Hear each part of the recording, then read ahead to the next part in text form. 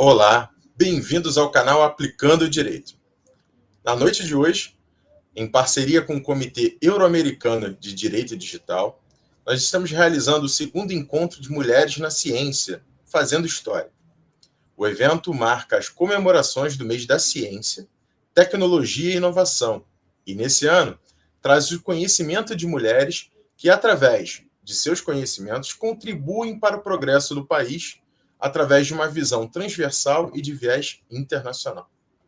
Assim, recebo a diretora do Comitê Euro-Americano de Direito Digital, Escritório do Brasil, a professora Ângela Dias Mendes, doutora em Direito com pesquisa sobre Direito e Tecnologias, mestre em Direito Econômico, especialista em Direito do Estado e Planejamento e Gestão de Políticas Públicas, e advogada parecerista na área de Direito, Tecnologias e Privacidade de Dados, que vai coordenar a mesa formada por doutora Patrícia Pimentel, promotora de justiça, doutora Olga Mafra, engenheira nuclear, e a contra-almirante engenheira naval Luciana Maroni. Com a palavra, doutora Ângela Mendes.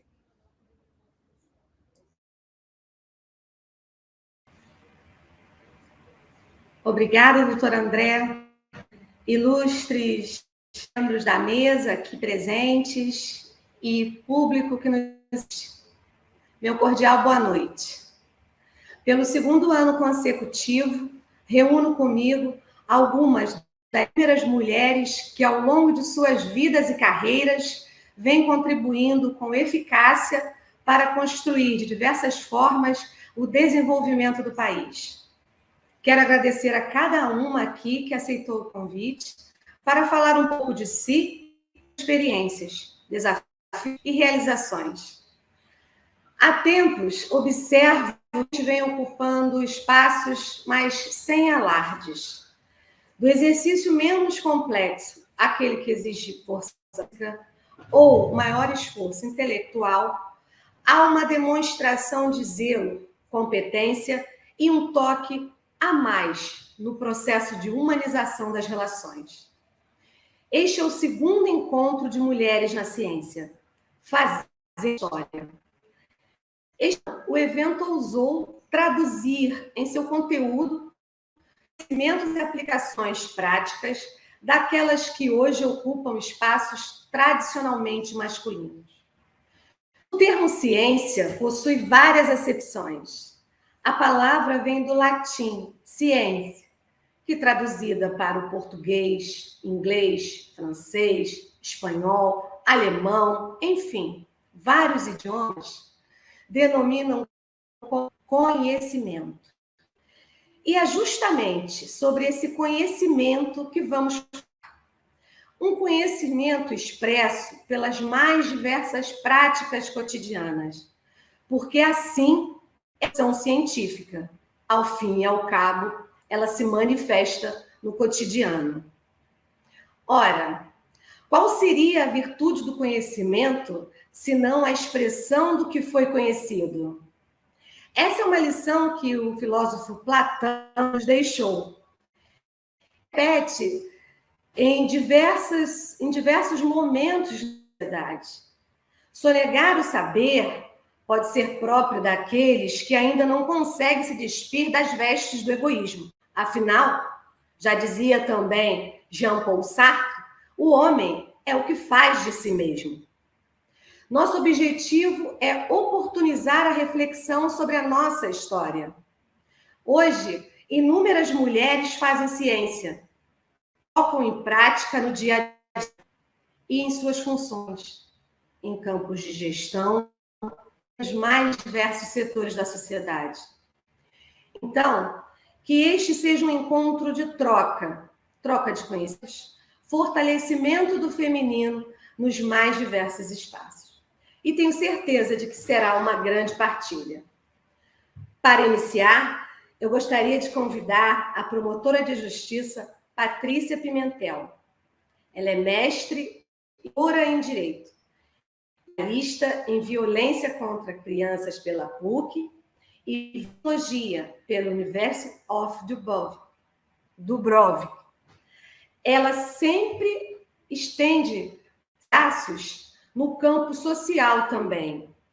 É um viés a mais da sua atuação. E trabalhando nas áreas de conscientização. Doutora Patrícia é ainda autora do livro Poder Familiar e Compartilhada, coautora do livro Curso de Direito da Criança e Adolescente. Embora eu quisesse falar um pouco mais sobre as qualificações da doutora Patrícia, o tempo aqui nos impede adiante. Então, sem mais considerações, com a palavra a doutora Patrícia Pimentel. Bom, boa noite a todas e todos. É um prazer estar participando deste evento.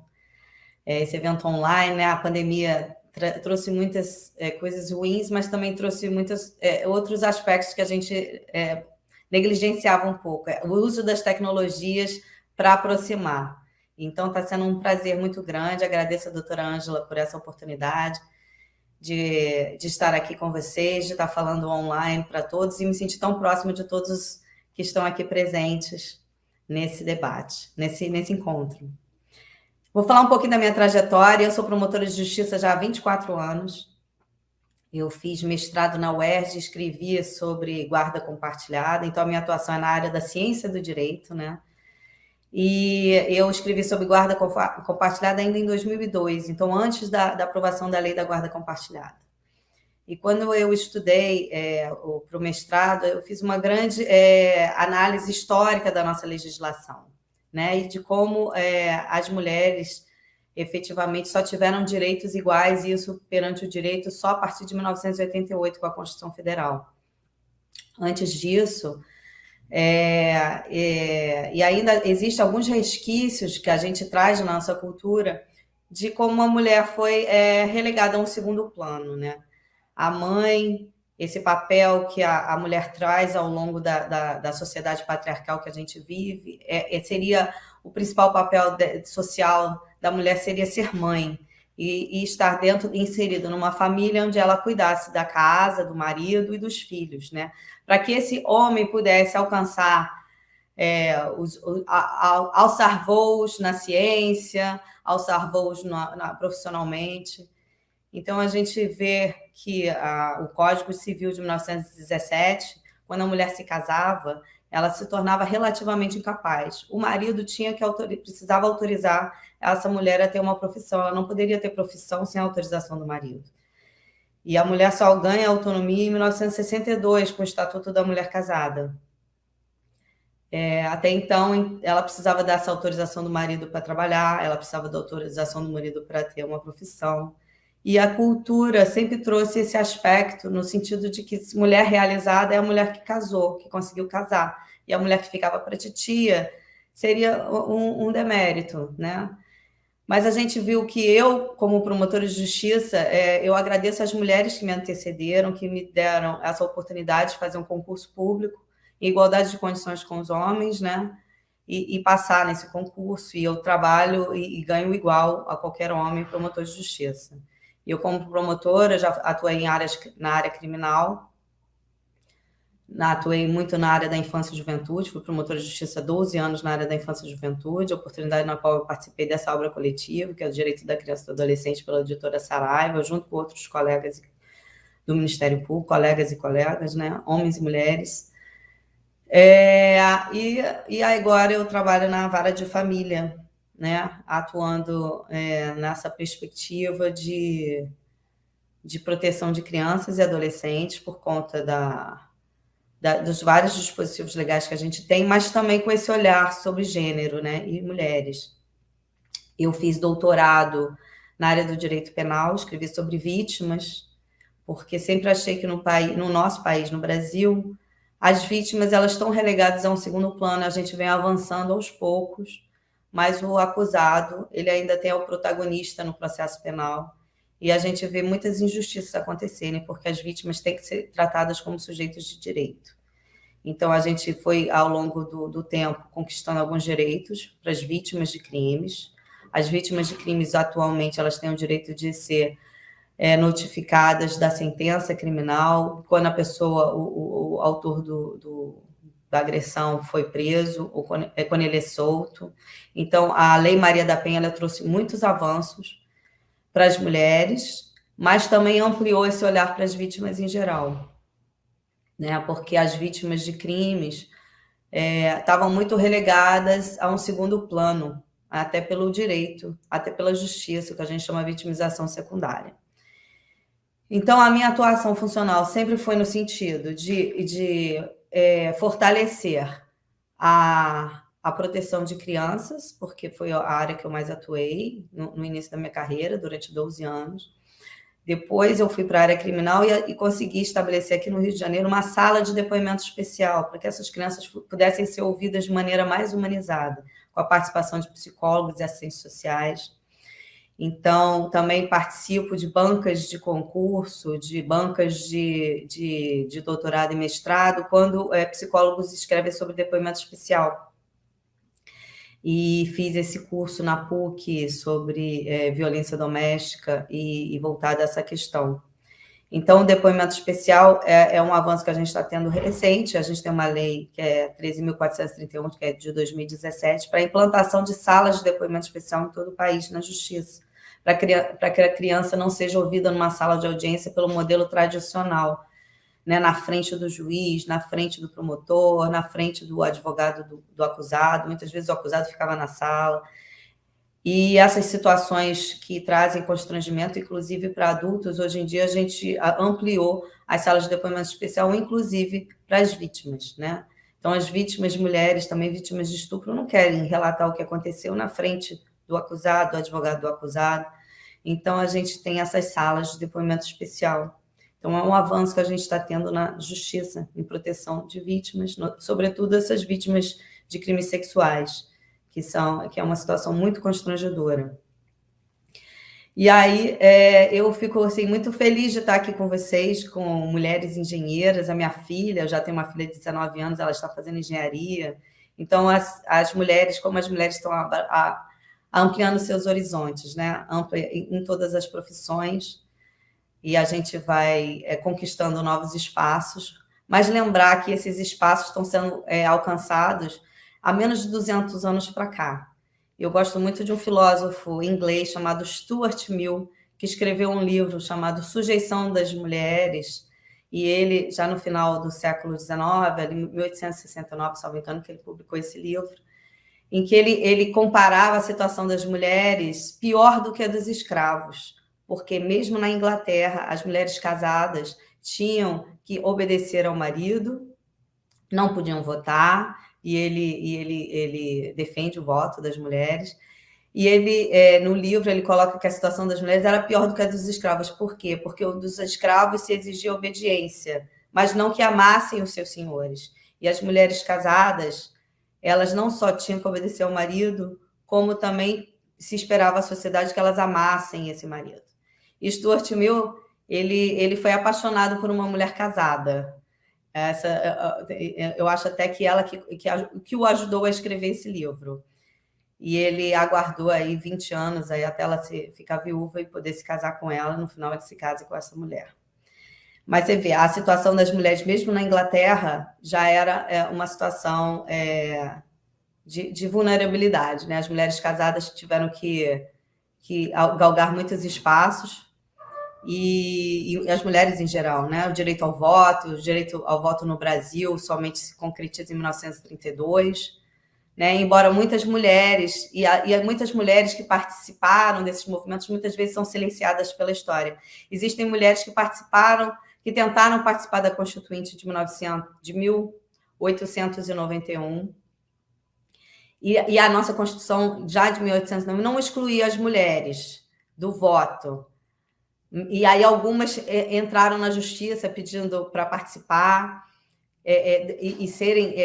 participar da Assembleia como deputadas. E esse movimento sufragista, o Brasil acompanha os movimentos mundiais, e as mulheres já no início do século XX, então 1900 e pouco, já começam a participar dessa questão política. E é importante eu estar falando sobre a questão política, porque ainda hoje no nosso Congresso a maioria é de homens. Então, a nossa legislação ainda ela é feita por homens. E isso traz consequências para nós, embora hoje em dia as mulheres sejam muito mais unidas, existe a questão da sororidade. E, além disso, eu também faço parte de um canal de YouTube, chama Elas por Nós, em que a gente, toda quarta-feira, às 8 horas da noite, a gente traz uma convidada diferente para falar de temas que afetem as mulheres. Então, essa foi minha breve fala aqui. Eu acho que eu já estou falando aí já uns 15 minutos. E eu agradeço essa oportunidade e me coloco à disposição para a gente debater o assunto e ouvir as demais. Obrigada.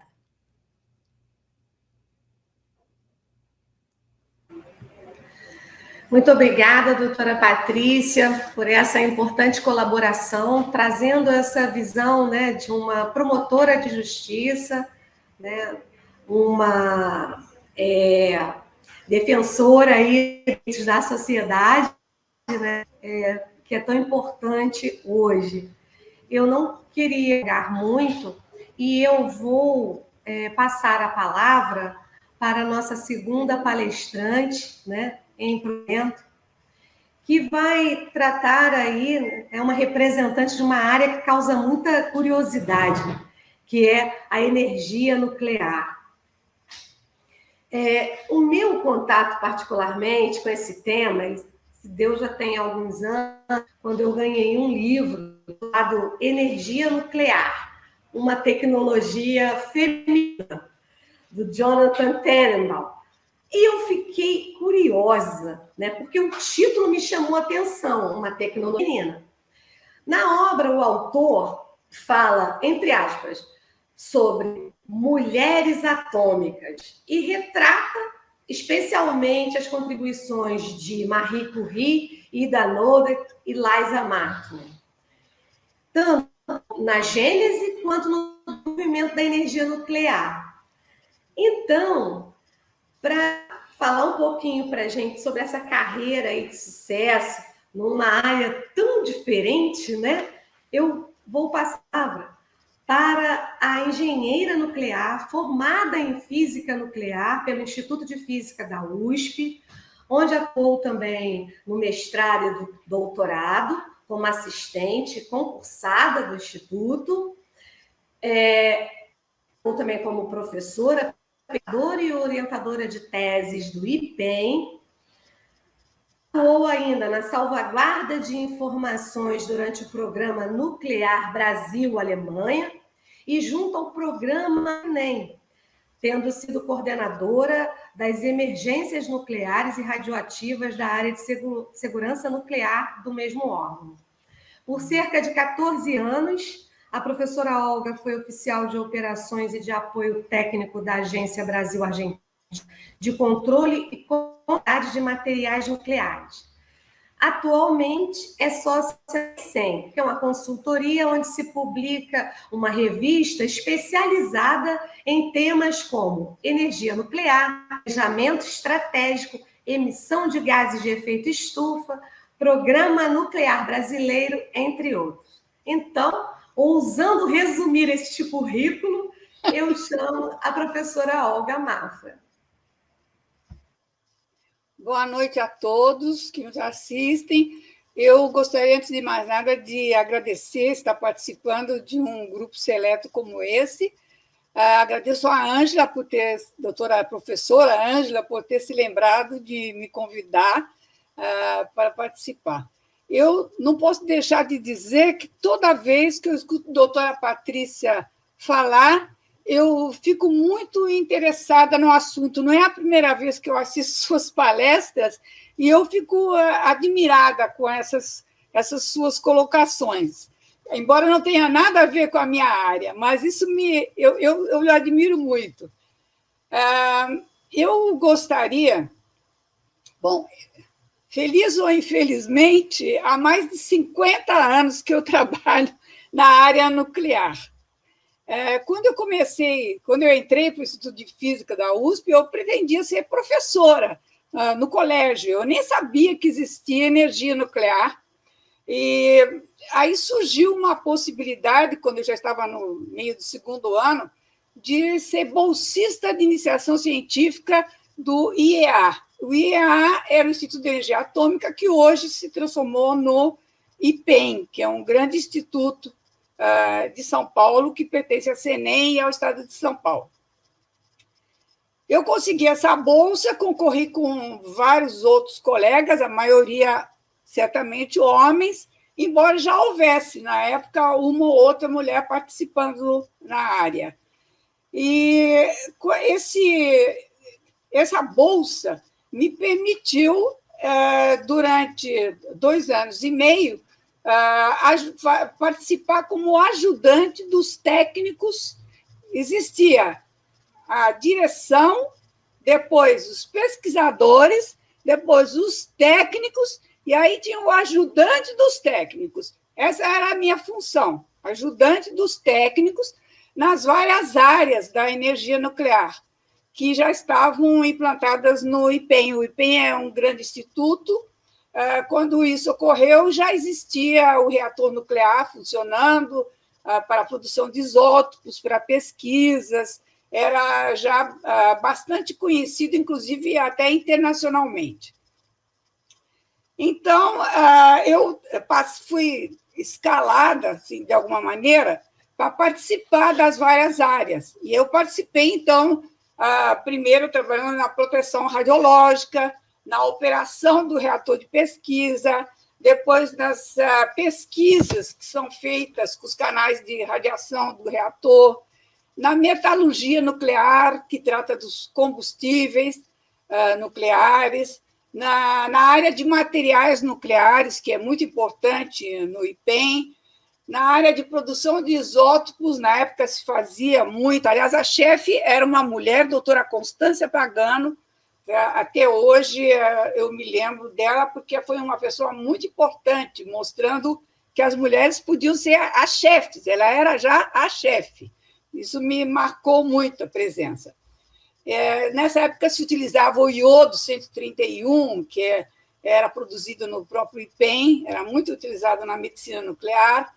Participei da radiofarmácia, na radioquímica, na química nuclear, que também era chefiada por um homem, mas que tinha uma mulher, a doutora Ludmila Federglum, que era uma pessoa que entendia da química do urânio, porque é importante para você dominar o ciclo do combustível nuclear, que você conheça todas as etapas de fazer, todas as formas de ter urânio. Você pode precisar de urânio metálico, e o urânio na forma de hidreto, o O2, o 3O8, tem vários maneiras, o F6, se você precisar enriquecer. Então, era um setor muito importante esse da química. A física de reatores, a engenharia de reatores, onde se fazia trabalhos que não eram experimentais, eram mais trabalhos de cálculo, onde se rodava códigos para se fazer os cálculos. A eletrônica nuclear, a oficina mecânica, nós tínhamos que participar, ver o que se fazia na oficina mecânica, a fabricação de blindagem, que hoje em dia a gente compra blindagem, você vai na internet e compra. Naqueles tempos, a gente fundia o material para fazer blindagem para nêutrons e para radiação gama. Nessa época, se haviam iniciado as aplicações de energia nuclear em várias áreas, mas no IPEM, particularmente, como o diretor, o Dr. Rômulo Ribeiro Pieroni, ele era físico e médico. A primeira prioridade que ele deu entre as aplicações foi para a parte de medicina nuclear.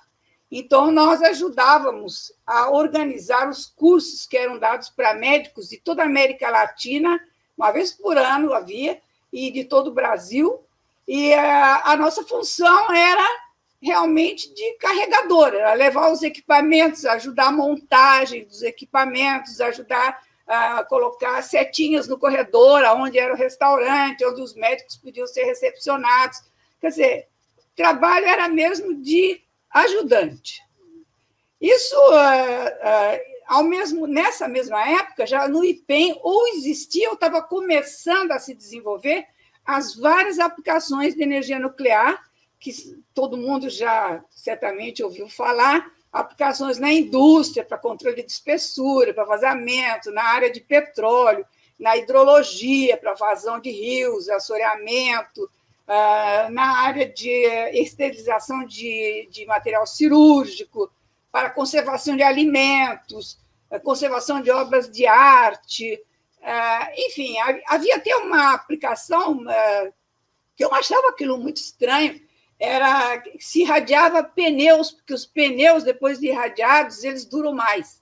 Então, havia lá um entendimento para se fazer esses testes. E essas áreas de aplicações se desenvolveram. Hoje, o IPEM faz tudo isso e muito mais do que isso. Aliás, os outros institutos que pertencem à CENEM também têm esse papel de aplicações de energia nuclear. Isso me chama também a atenção que a segurança na energia nuclear sempre foi considerada uma coisa muito importante. E desde essa época, ainda lembro que não tinha acontecido acidentes graves nem nada, mas já se tinha exercício de evacuação do reator em caso de ocorrer algum acidente. E esses eram com aviso prévio ou sem aviso prévio. Cada um tinha que saber exatamente o lugar aonde deveria estar caso soasse as várias sirenes para as quais a gente já tinha sido alertado do significado. Depois de dar a volta por todas essas áreas, a gente recomeçava tudo de novo. Então, voltava de novo, proteção radiológica, e ia rodando. E isso durou 2 anos e meio. 2 anos e meio eu passei de bolsista de iniciação científica aprendendo as coisas de uma maneira técnica. Eu podia, algumas vezes, não saber nem os porquês, mas eu sabia que era assim que se fazia. Terminado isso, alguns foram selecionados, a maioria homens também, havia poucas mulheres. No caso, havia mais uma mulher, né? E nós fizemos o curso de engenharia nuclear, que era dado no IPEM, que era uma réplica de um curso que era dado em Argonne. E esse curso dava certificado e durava 1 ano. Ao fim disso, nós fomos contratados como funcionários do IPEM.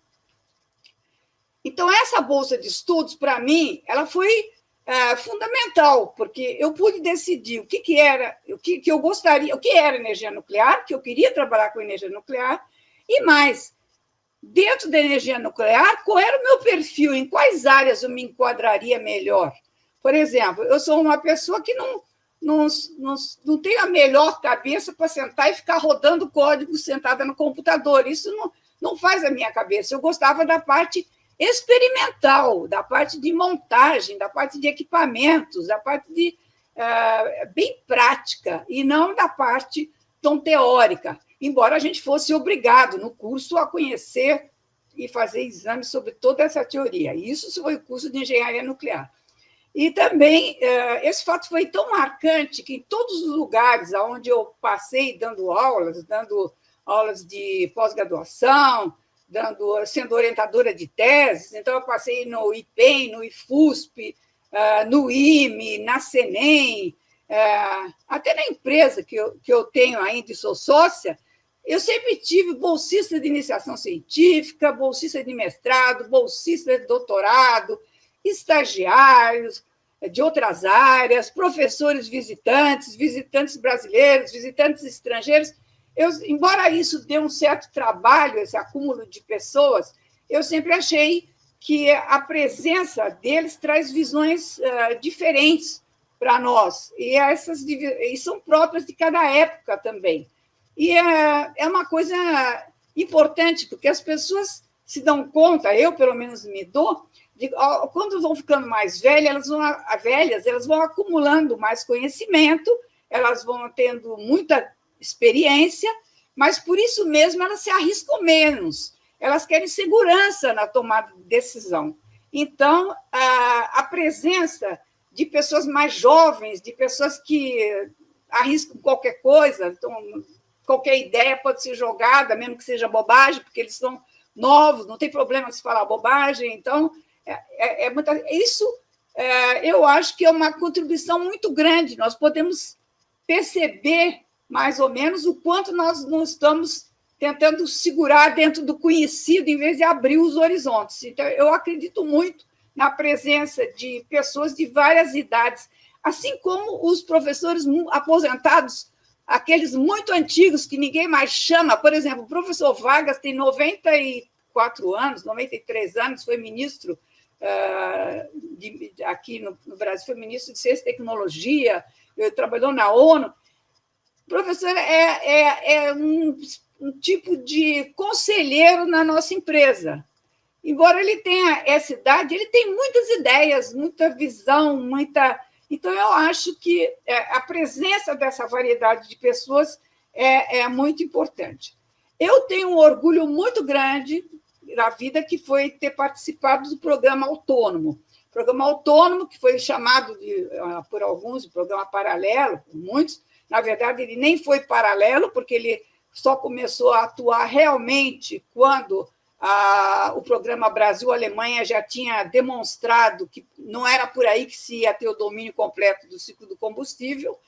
E esse foi um programa que era coordenado pela CENEM, todos os seus institutos, o IPEM, o IEM, o IRD, CDTN, todos os institutos, e mais participavam a Marinha, o Exército, a Aeronáutica, várias instituições de pesquisa que não eram da área nuclear, muitas universidades do Brasil e empresas de vários portes, desde muito pequenas, que você dizia, olha, eu preciso desse parafusinho especial, até empresas maiores, e que podiam, muitas vezes, resolver problemas. Olha, eu preciso desse aço especial, e você tem que fazer isso para mim, porque eu não consigo comprar no mercado internacional, não querem me vender. Então, essa ideia funcionou e era digamos, foi um trabalho muito interessante. Os resultados estão aí até hoje. Hoje o Brasil domina o ciclo do combustível.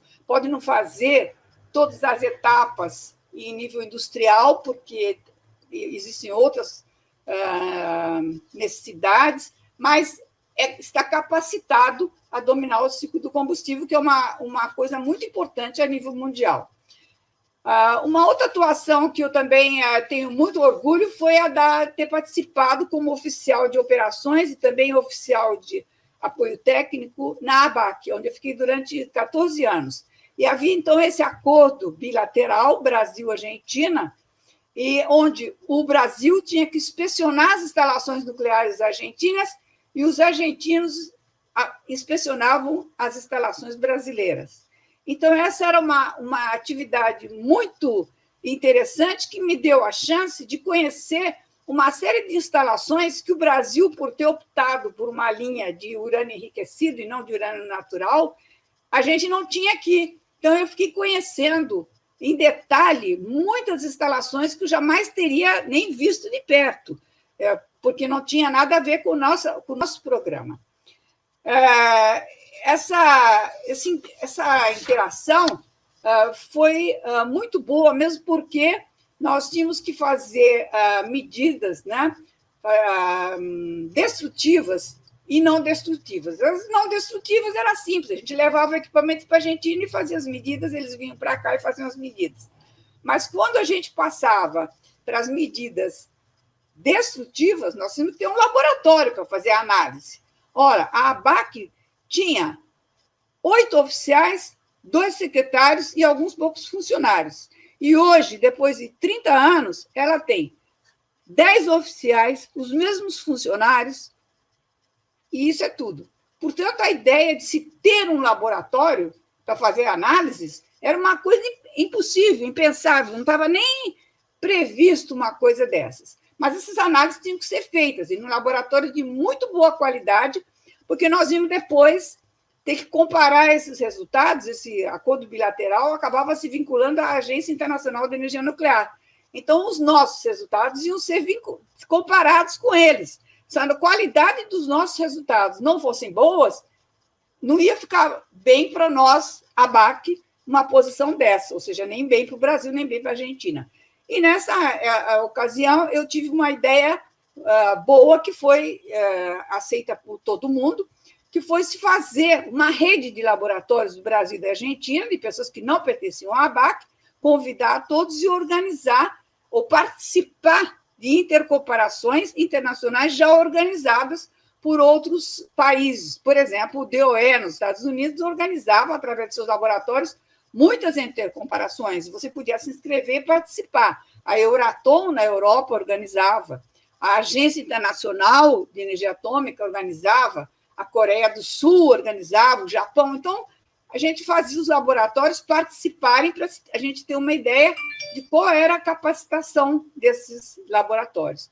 Isso funcionou muito bem, funciona até hoje. De maneira que foi, digamos assim, uma área em que eu aprendi com muitas pessoas também, como eu vinha da área experimental, as pessoas trabalhava com números, com dados, é sim, não, é certo, é errado, tá, o valor é esse, não é esse, se mede assim, se mede de outro jeito.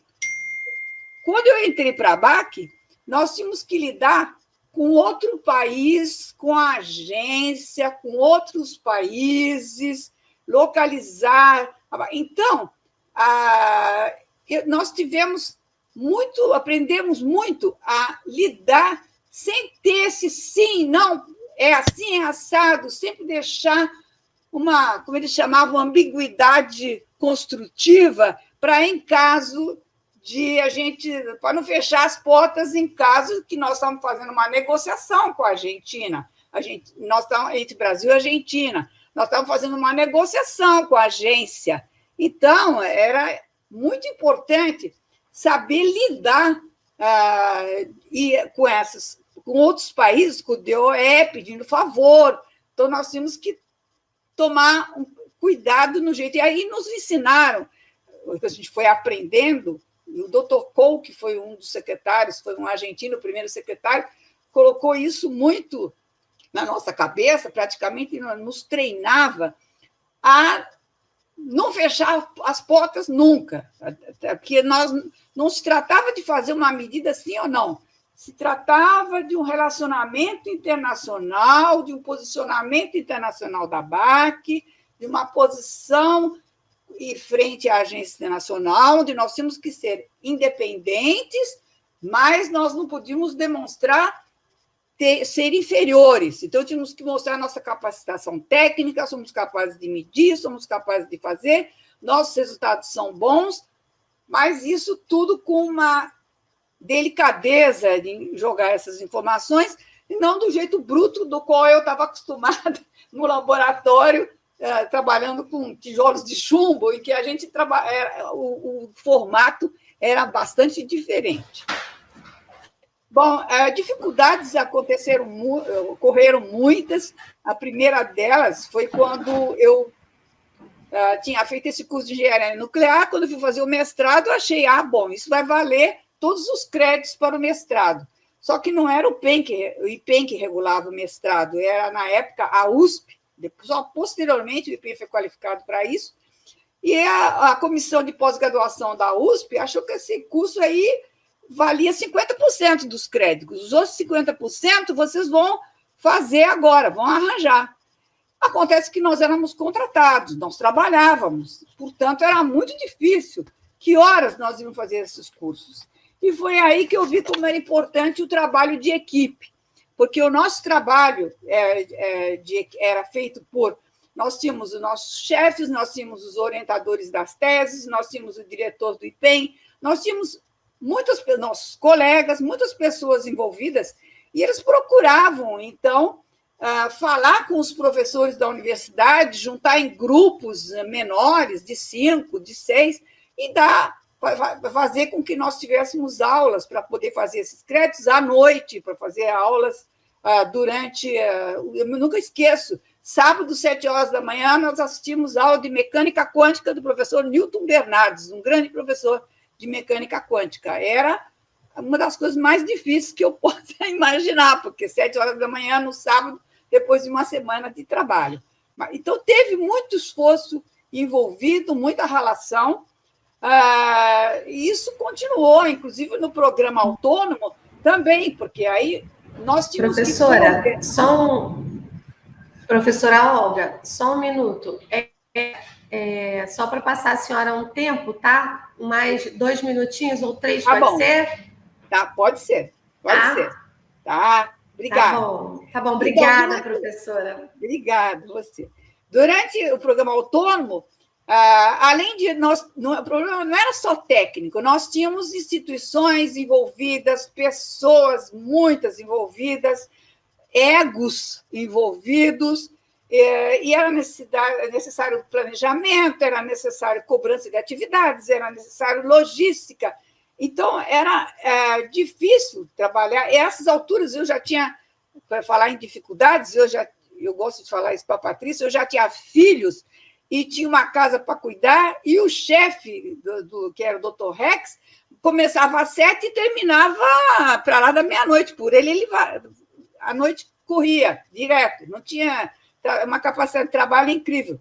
Então, isso foi difícil, mas eu aprendi com as pessoas de planejamento, com as pessoas de logística, como se podia organizar isso. E isso foi muito importante. Portanto, hoje, eu tenho muito respeito quando alguém diz assim, é de logística. Eu digo, bom, é muito importante para os grandes programas. Sem isso, jamais a gente vai conseguir realizar alguma coisa. Bom, o que eu tenho para falar no momento é isso. E desculpe se eu ultrapassei o tempo. Nada, professora Olga, maravilhosa a sua fala, uma fala que nos traz muitas experiências, né, e realizações. E eu fiquei pensando, né, nesses desafios que a senhora enfrentou e como a senhora abriu portas para que outras pessoas, aproveitando um gancho da fala da Patrícia, né, temos aqueles que vieram antes da gente, né? E quantos desafios que a senhora enfrentou e hoje significam portas abertas para tantos outros, né? Muito obrigada por essas palavras e por essa experiência, por compartilhar conosco essa experiência tão vasta. Eu gostaria agora de passar a palavra a próxima palestrante, né, que muito me honra, é a contra-almirante engenheira naval Ana Marrone. Assim como as colegas que a antecederam, eu também tive muita dificuldade para resumir este currículo, né, que é assim, um currículo que inicia uma carreira antes, mas iniciou lá com o Guarda-Marinha em 1909, até o seu acesso ao generalato, em 25 de novembro de 2018. A contra-almirante Luciana realizou, entre outros cursos, os seguintes: curso de altos estudos em políticas e estratégia da Escola Superior de Guerra, curso superior da Escola de Guerra Naval, mestrado em Engenharia de Telecomunicações, Estado Maior para Oficiais Intermediários, graduação em Engenharia Elétrica, com ênfase em eletrônica, pela UFRJ. Compôs, entre outras comissões, ao longo dos anos, a Diretoria de Comunicação e Tecnologia da Informação da Marinha, que é a diretoria atual, Diretoria do Material da Marinha, assessora do diretor-geral, Escola Superior de Guerra, Centro de Tecnologia da Informação da Marinha, como diretora, Diretoria de Comunicações e Tecnologia da Informação da Marinha, Comissão Naval Brasileira em Washington. Foi condecorada com Ordem do Mérito Naval, Comendador, Medalha Mérito Militar, Passador de Ouro, Medalha Mérito Tamandaré, Medalha do Pacificador, Medalha Mérito Engenharia da Marinha e Medalha da Rede Naval Interamericana de Telecomunicações. Bem resumidamente, com a palavra agora a contra-almirante, engenheira naval, Luciana Marrone, que nos dá a honra da sua presença, abrilhantando ainda mais aqui a nossa live. Antes da doutora Luciana falar, eu queria só parabenizar a doutora Luciana e pedir desculpas que durante a fala eu vou sair, porque eu vou participar de um outro evento online também, que é no canal Elas por Nós, do que eu faço parte. A gente vai entrevistar uma médica legista, mas muito me honra e eu vou ficar muito feliz de assistir até o finzinho do que eu puder a sua fala, porque meu pai, sendo da Marinha, é um orgulho muito grande, eu tenho muito orgulho pela Marinha do Brasil. Então, seja bem-vinda e me desculpa pela minha saída, que vai ser em breve, e sim, de repente, tá? Desculpa. Sem problema. Boa noite a todos e todas. Eu entendo que uma mulher tão destacada na sua área tenha vários compromissos, eu entendo perfeitamente, e vamos ter as outras oportunidades para conversar. Então, é uma honra estar aqui, muito obrigada pelo convite, professora Ângela, de estar aqui compartilhando esse tempo com mulheres tão destacadas nas suas áreas, com histórias fantásticas e cujos depoimentos me empolgaram, né? A gente sente a empolgação de cada uma falando da sua área, e ver que como cada uma gosta do que faz, e sente a importância do que faz. Eu vou começar a minha história pela pessoa que me inspirou como mulher, que é a minha mãe. Minha mãe é médica, eu acho que ela não teve que pedir autorização, né, apesar de ela ter se formado provavelmente lá em 1950 e pouco, mas ela não era casada, então na época acho que ela pôde trabalhar, não sei, mas enfim, uma coisa que me dava muito orgulho, quando a gente sentava na mesa de jantar, e meu pai também é médico, e eu vi eles conversando sobre a cada um na sua área de atuação, cada um contando o seu caso, discutindo e dando opiniões sobre o caso do outro, e eu ficava fascinada com aquilo e dizia assim, é isso que eu quero para mim, eu quero ser uma profissional competente e discutir o assunto do meu trabalho com as outras pessoas e com meu marido, se fosse o caso, e até foi, mas enfim, isso me motivou. Só que eu não tinha nenhum pendor para medicina, então a área de atuação não ia ser a mesma. Eu gostava mais das áreas das ciências exatas, matemática, física, e então segui pelo caminho da engenharia, bastante diferente da minha mãe. Mas, de qualquer maneira, procurando sempre ser uma profissional da melhor forma possível, o melhor que eu conseguisse ser. Então, assim, eu entrei na engenharia, na faculdade da Universidade Federal do Rio de Janeiro, para engenharia eletrônica, elétrica, com ênfase eletrônica, que a gente chama, mas é eletrônica.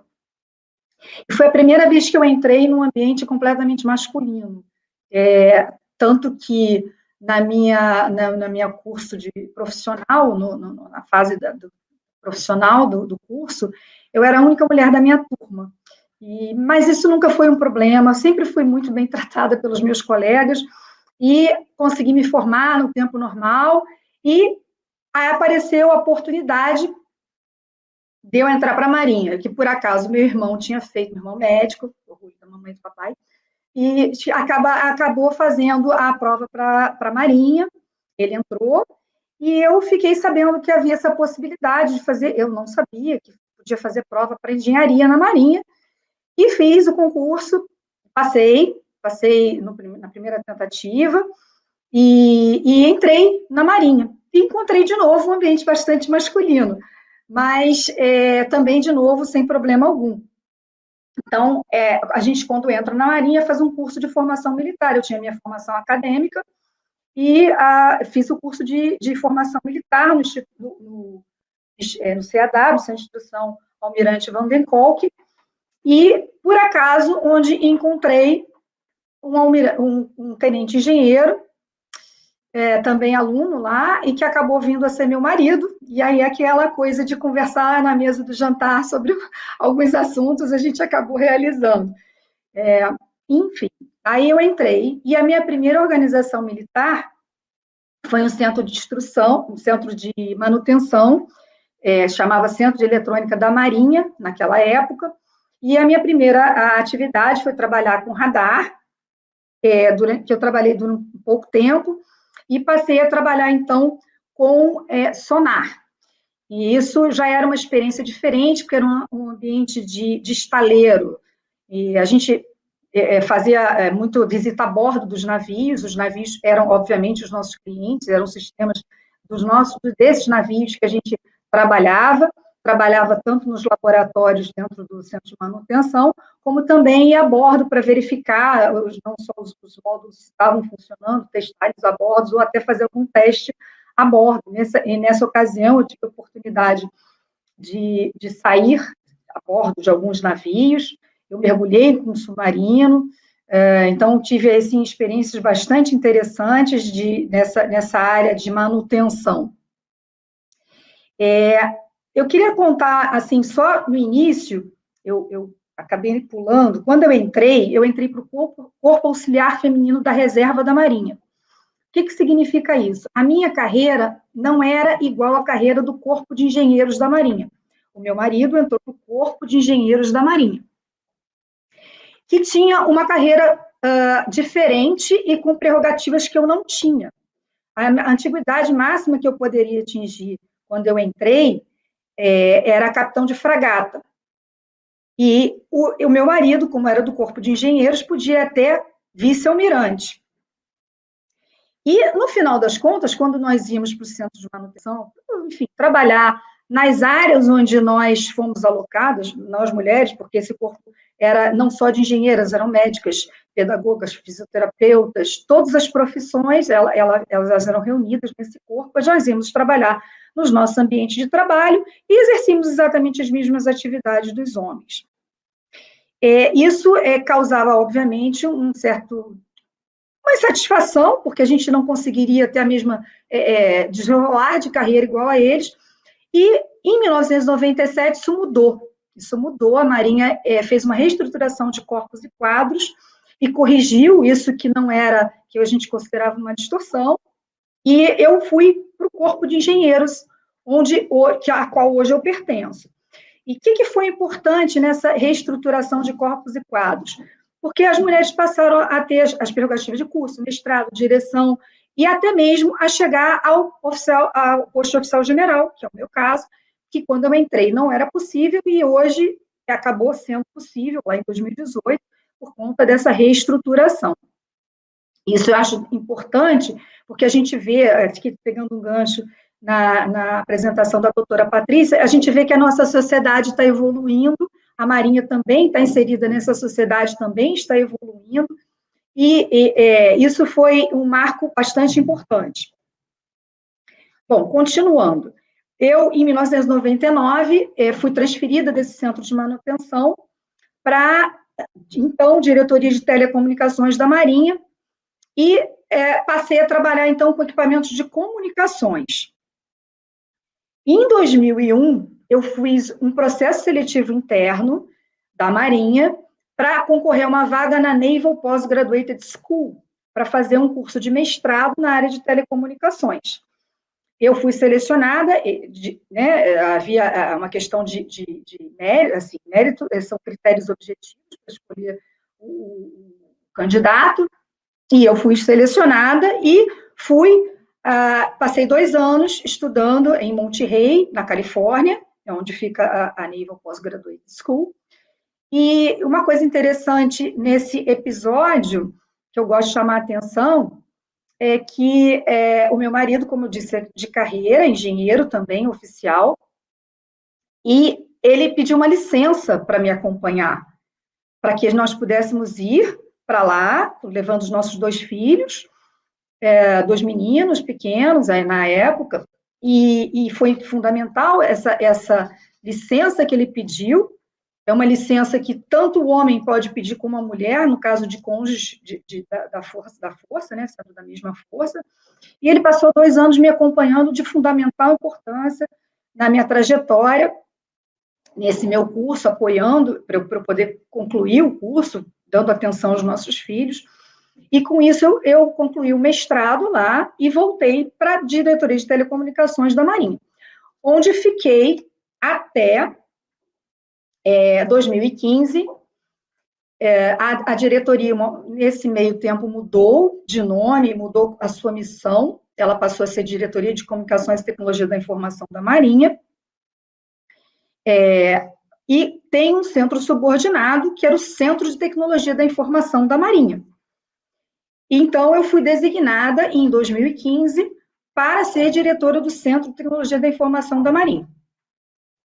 Esse centro é o que provê toda a parte de rede da Marinha, não só dentro do Brasil, mas também em locais onde a Marinha está presente, tais como a Antártica, na época que nós tínhamos a missão no Líbano, nas comissões navais em Washington e Inglaterra, e todas as adjudâncias ao redor do mundo.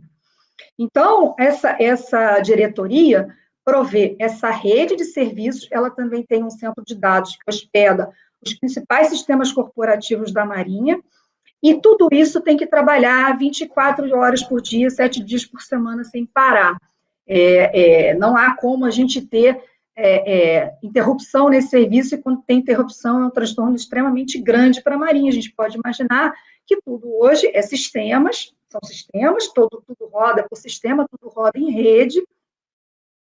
Então, é um centro de extrema importância e onde eu aprendi muito, porque não havia a possibilidade disso parar, e isso envolvia coisas do tipo ar-condicionado não pode parar, a energia não pode acabar, e eu tive vários sustos nesse meio tempo, nesse período aí, porque houve alguns incidentes, infelizmente acabamos parando 1 ou 2 vezes, por pouco tempo, mas foi uma época de muito aprendizado, uma equipe que tinha que trabalhar junto, eu tinha que contar muito com os meus profissionais de TI, meus engenheiros, porque era um trabalho que estava sempre tendo que ser atualizado, porque na TI tudo se atualiza muito rápido. Aqui, falando do direito digital, a gente sabe que os sistemas hoje permeiam tudo, né? Qualquer área de trabalho é permeada pela TI, pelos sistemas digitais, e temos também o problema da segurança dessa rede, que hoje em dia é muito crítica. Se a gente lembrar aí, com o advento da pandemia, tudo passou a ser muito online, as reuniões passaram a ser online, as apresentações, conferências que passaram a ser por videoconferência, e então exigiu muito mais da nossa infraestrutura e muito mais da nossa segurança, né? Eu lembro aí que houve ataques recentes, inclusive o STJ, em um ataque de ransomware que deixou indisponível o sistema por mais de 15 dias, eu acho, não estou bem certa, mas por volta de 15 dias. E tudo isso é uma preocupação tanto do CETIM quanto da diretoria.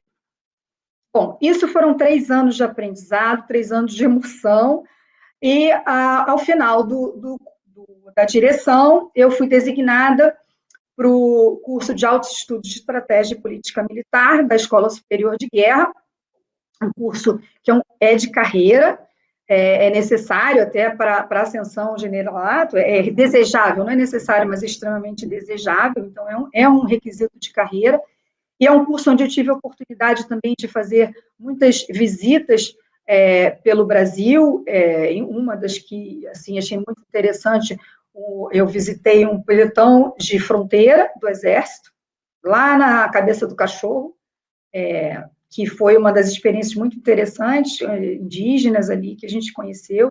Também conhecer o Centro de Tecnologia de São Paulo, onde a gente fica impressionado com a capacidade que o nosso país tem, as pessoas não conhecem. Enfim, foi um curso bastante interessante, e ao final dele, eu fui agraciada, né, com a promoção. Eu fiquei muito feliz. Poucos dias antes de terminar o curso, eu fui promovida, saiu a informação da minha promoção, e nesse contexto eu fui promovida, e aí eu seguiria a minha carreira já num novo patamar, já numa situação em que eu provavelmente voltaria a ser uma titular de OM, como eu tinha sido do Centro de Tecnologia da Informação da Marinha, E, pela minha carreira, obviamente, eu fui designada para ser diretora de Comunicações e Tecnologia da Informação da Marinha, cargo que eu ocupo desde 2019, e que é a OM, a OM mais antiga do centro. E qual a diferença entre a diretoria e o centro? O centro é quem executa, é quem faz aquela emoção toda do dia a dia. A diretoria, ela normatiza toda a TI da Marinha, ela normatiza sistemas, homologa sistemas, e ela também trabalha com comunicações, que significa os equipamentos rádios, equipamentos satelitais, modems, toda essa parte de radioenlaces, toda essa parte de comunicações dos navios, principalmente. A rede abrange tudo, e os rádios, principalmente, a parte de navios. Então, nós fazemos aquisição, especificação dos equipamentos, dos sistemas, modernização, atuamos na parte de orientação técnica dessa área para a Marinha inteira, toda a Marinha, a gente faz orientação técnica, uma vez que nós temos desenvolvimento de sistemas em outras diretorias, outros usuários da rede que precisam seguir as nossas regras para usar a rede. Então, esse é o que eu faço hoje como diretora de Comunicações e Tecnologia da Informação da Marinha. Eu acho que é isso que eu tinha para contar, e obrigada pelo espaço e a oportunidade de ter contado a minha história.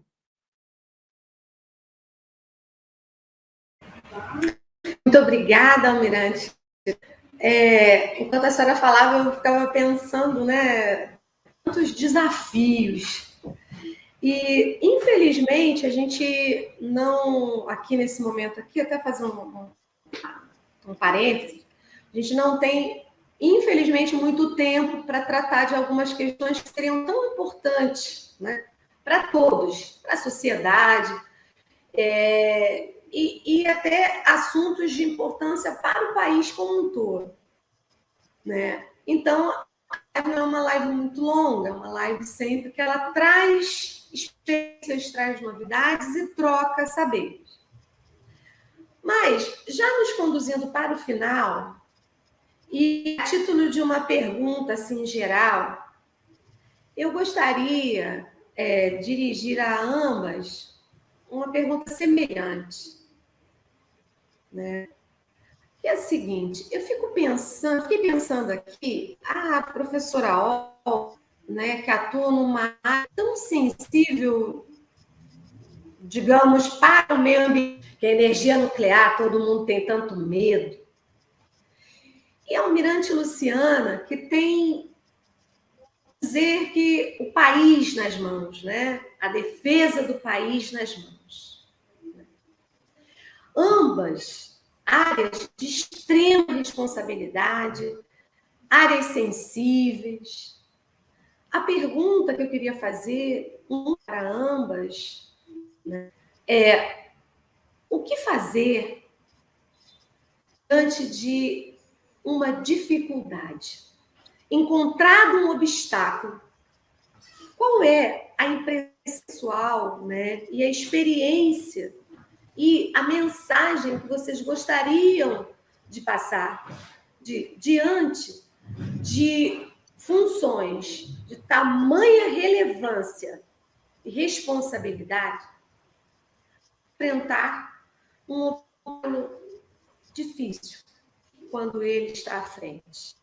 Gostaria de passar a palavra à professora Olga e, em seguida, à Almirante Luciana para responder a pergunta. Que talvez seja uma pergunta simples, mas talvez não. O que fazer, professora Olga? É uma pergunta dificílima, mas, de qualquer maneira, eu logo me imaginei num dos grandes obstáculos que seria um acidente numa usina nuclear. Uma coisa muito ruim. Isso já aconteceu em outras. E aí eu me lembrei de o que se tem pensado. Na verdade, já para vários obstáculos, já se tem pensado um pouco a solução.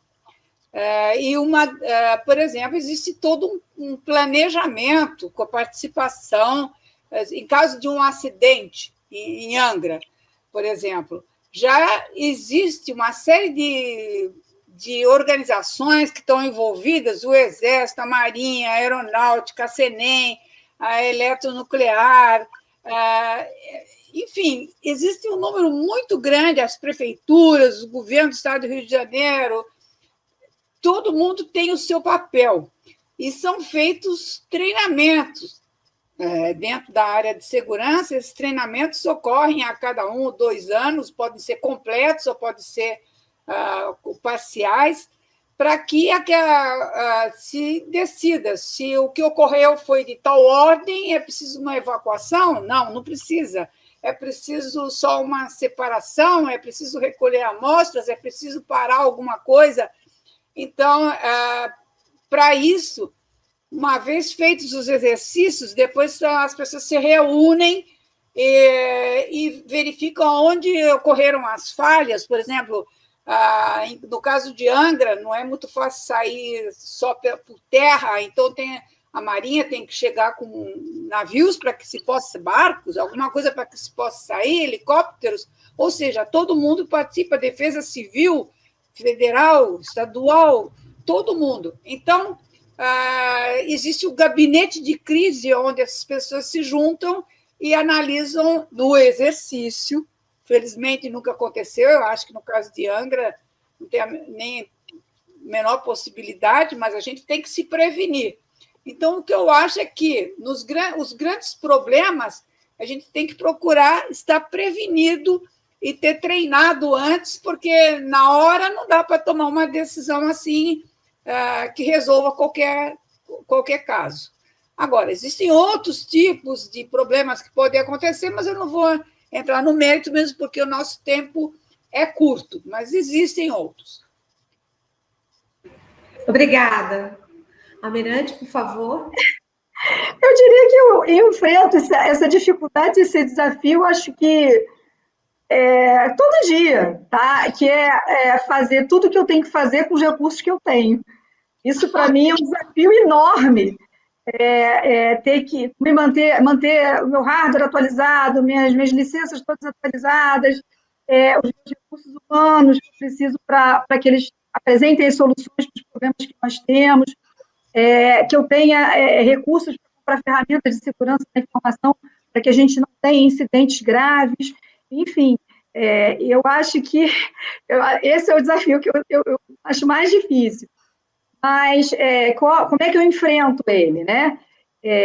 A equipe, eu acho que a equipe é muito importante. Contar com uma boa equipe, ter as pessoas trabalhando junto com a gente, sempre em prol de uma solução criativa, de uma solução um pouco mais barata, que não resolve todo o problema, mas que resolve parcialmente o problema. Acho também que o relacionamento com outros OIMs da Marinha.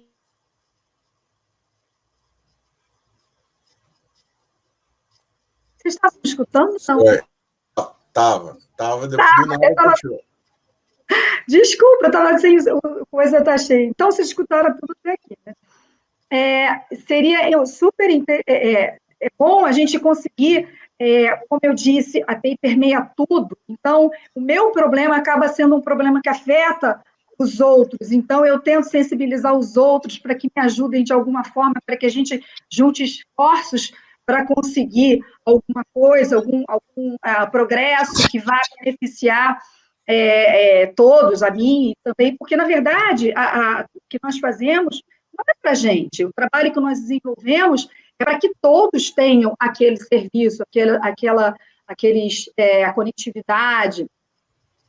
Então, eu acho que é muito por aí, ter uma equipe ao seu lado, que forme junto, que a gente chama de Marinha, forme junto com a gente, procure soluções, busque soluções, mesmo que não sejam as ideais, mas que resolvam a parte mais importante do problema, fasear aqueles problemas para que sejam resolvidos paulatinamente, cada um na sua ordem de prioridade. atividade e ter esse relacionamento também bom para que, junto com as pessoas que podem me ajudar de outros setores, me ajudem. Então, acho que esse é o maior desafio. São tantos, né? Tantos desafios, né? E que requerem da gente sempre essas práticas colaborativas, sempre colocar o nosso saber, nossos conhecimentos, né? E contar com equipes. E isso é muito interessante, porque tem vários alunos nos assistindo, né? E quando eles fazem um trabalho de grupo, eles ficam muito irritados uns com os outros, né?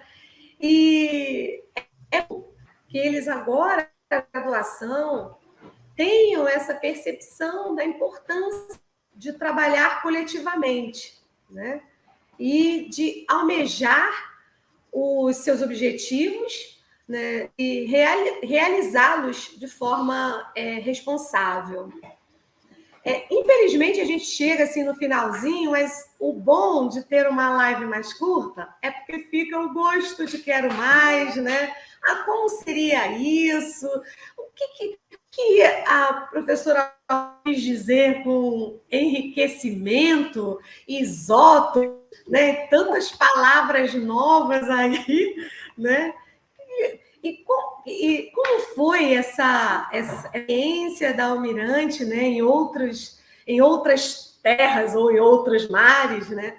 Então, enfim, esse gostinho de curiosidade, esse gostinho de quero mais, essa curiosidade é que é importante a gente suscitar.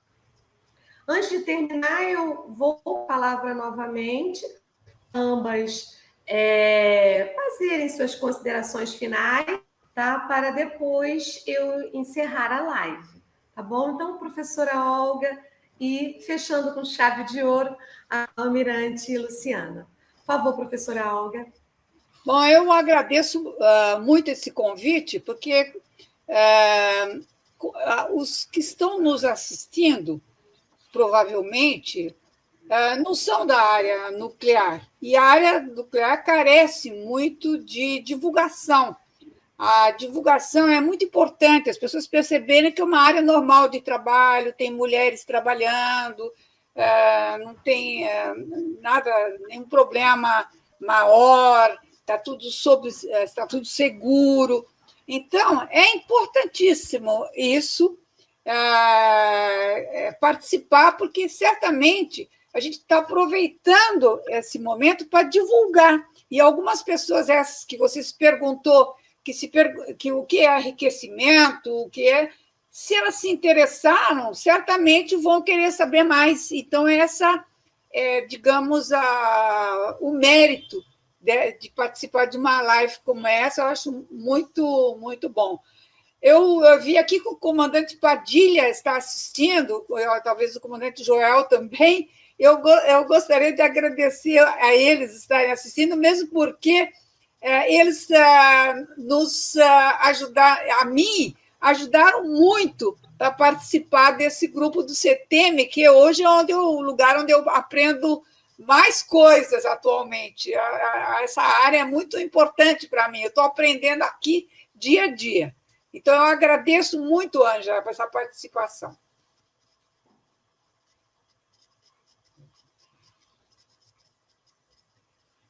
Bom, eu agradeço por participar. Meu comentário final é que eu acho que hoje a gente pode ver na nossa sociedade mulheres atuando, a professora Olga me inspira muito, me deixa muito feliz de ver essa área nuclear, sendo ela atuando, uma mulher atuando tão ativamente nessa área. A Marinha tem uma área nuclear para desenvolver o submarino com propulsão nuclear, então, assim, a gente fica muito feliz de ver. Sabemos que não somos ainda minoria na área da engenharia, mas o que eu queria até falar é que as mulheres se interessem mais por essa área tecnológica, para que nós não sejamos minoria. De qualquer maneira, se não se interessarem nessa área tecnológica, se interessarem em qualquer área, se dediquem demais ao que forem fazer. Seja o que for que vão fazer, se dediquem para se sobressair, não importa o que seja, qualquer profissão, qualquer atividade, mesmo que não seja um curso superior, porque nós somos capazes. E a gente está aqui para provar isso. Né? É isso.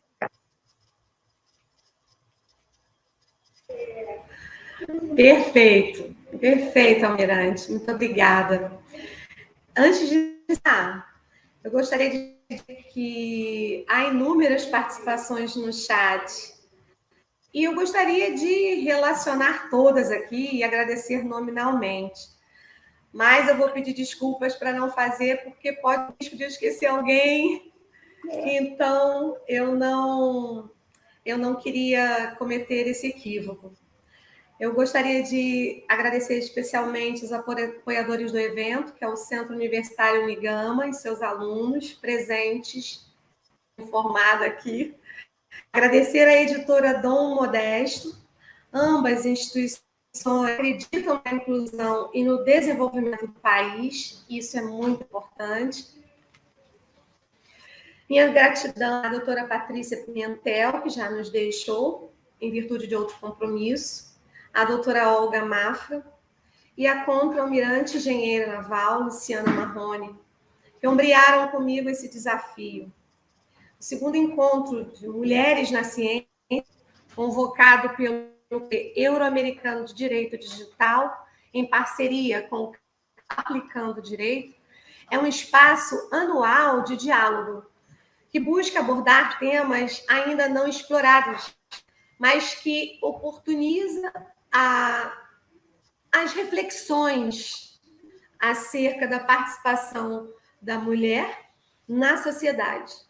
Mulheres que transformam o conhecimento na prática cotidiana e contribuem à sociedade desenvolvida e inclusiva. Então, as mulheres que fazem história. Meu muito obrigada. Obrigada, Almirante. Obrigada, professora Olga. Obrigada, doutora André Proença, por nos acompanhar nessa live. Obrigada a todos que nos assistem. Boa noite. Eu que agradeço. Por favor, contra-almirante. Eu que agradeço aí a oportunidade, né? E foi muito bom escutar aí as histórias. Obrigada. Obrigada. Eu que agradeço aqui a participação de vocês. Eu acho que nada melhor do que mulheres que inspiram outras pessoas para a gente poder ter uma sociedade cada vez melhor, cada vez mais plural e mais igual, né? Eu acho que isso é muito importante. Então, eu agradeço a oportunidade que vocês nos deram de estarem aqui hoje e convido você que está assistindo ao nosso canal a não deixar de segui-lo, porque a gente vai trazer cada vez mais outros eventos dessa mesma linha para que a gente possa valorizar cada vez mais as mulheres, a nossa sociedade e conseguir conquistar aí cada vez mais um lugar ao sol. Beleza? Tchau para vocês, tudo de bom, fiquem com Deus e muito obrigado.